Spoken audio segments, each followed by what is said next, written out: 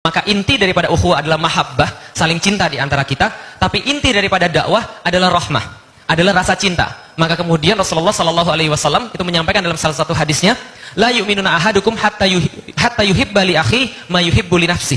Tidak beriman seseorang sempurna keimanannya sebelum dia mencintai bagi saudaranya apa yang dia cintai bagi dirinya sendiri. Coba kita lihat teman-teman sekalian.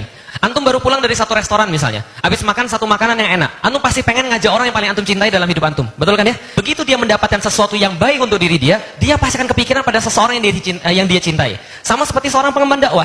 Seorang pengemban dakwah yang melatari seluruhnya adalah cinta yang Allah berikan bagi dia.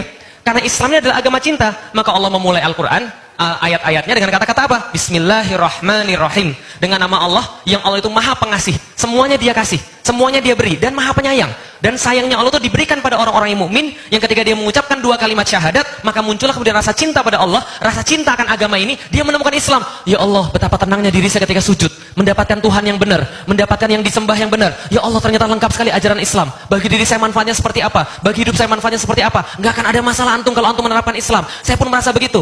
Ketika dia merasa Islam bermanfaat buat dia merasa Islam itu keren buat dia merasa Islam itu hebat buat dia pasti akan nyebarin pada orang lain. Nah, maka ketika ada yang nanya pada saya, Ustaz, bagaimana caranya supaya kita ini tetap istiqomah dalam berdakwah? Saya bilang sama dia, antum cinta nggak sama Islam? Antum cinta nggak dengan Allah dan Rasul? Kalau antum mencintai Islam, mencintai Allah dan Rasul, antum pasti akan mencintai manusia. Kalau antum mencintai manusia, antum mau apa yang antum rasakan itu dirasakan oleh semua manusia. Dari situ muncul orang berdakwah dari hati. Karena dia nggak akan muncul dia menyalahkan orang lain dengan sedemikian mudah. Lah kenapa? Karena dia cinta. Contoh, pengantin baru, itu biasanya masih banyak rasa cintanya. Betul begitu? Kalau misalnya istrinya kesandung gitu kan ya, kemudian dibilang, sakit di mana, Dek? Ini jalannya memang parah ini. Masa kamu sampai tersandung? Itu pas masih ada banyak cinta. Tapi lagi yang ada adalah menyalahkan, gitu kan ya. Istrinya kesandung, ngomongnya kayak tadi. Bukan, ngomongnya, makanya kalau jalan pakai mata. Gitu. Nah, dia mulai menyalahkan. Dia seneng ketika ada orang lain berbuat salah. Karena dia bisa bilang, makanya, bener kan yang saya bilang kan? Kamu si bandel. Dia mulai seneng menyalahkan. Padahal orang dengan rasa cinta itu, ketika dia berdakwah, dia menemukan orang lain berbuat salah. Dia sedih. Bahkan mau ngomong aja sulit. Kalau ini adalah nggak merupakan suatu kewajiban, maka ini adalah dasar daripada segala-galanya. Bagaimana adab itu bisa dibentuk? Karena rasa cinta. Kita mendapati orang yang lebih berilmu, kemudian kita tunduk karena ilmunya. Kita mendapati orang menyampaikan Islam, kita ambil kebaikan-kebaikannya. Kita hargai usahanya dalam menyampaikan kebaikan. Kita ambil apa yang bisa diambil daripada dia. Kita merasa nggak lebih baik daripada dia. Karena bisa jadi, walaupun kemudian penyampainya tidak sebagus yang kita punya, tapi karena niat yang diterima oleh Allah Subhanahu Wa Taala. Tapi bisa jadi karena kita lebih terkenal. Bisa jadi kemudian kita lebih pintar. Lantas kita kemudian sombong dengan kepintaran itu, lalu kemudian jatuh dengan kepintaran itu, jatuh dengan keterkenalan itu, lalu kemudian kita tidak dikenal di sisi Allah Subhanahu Wa Taala. Kita berpikir begitu karena semua bagian daripada rasa cinta tadi.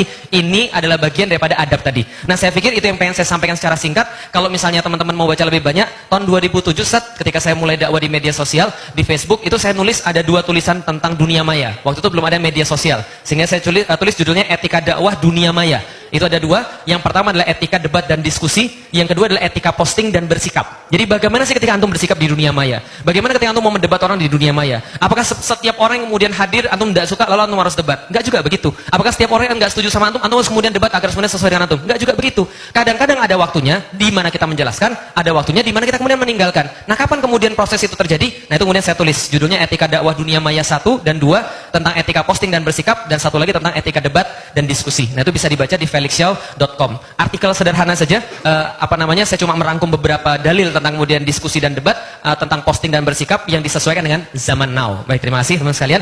Ini bisa saya sampaikan selaku Ustadz dunia maya, gitu kan ya. Selaku orang dunia maya dan goib, gitu kan ya. Insya Allah kita akan mendengarkan bareng-bareng dari Ustadz Adi yang insya Allah, masya Allah bagi saya Indonesia terusnya bersyukur, dan memang betul kita memang merasa bersyukur di Indonesia punya orang-orang yang ikhlas, dan kita dianugerahkan oleh Allah kesempatan yang belum diberikan saya pikir di tempat-tempat yang lain. Giroh yang sangat besar untuk bersatu, giroh yang sangat besar kemudian untuk bersemangat, lalu kemudian mereka mencari Islam, dan giroh-giroh inilah yang insya Allah akan kita jaga dan bagian daripada kebangkitan Islam. Wassalamualaikum warahmatullahi wabarakatuh. Masih 20 menit? Masih 20 menit? Oh, baik.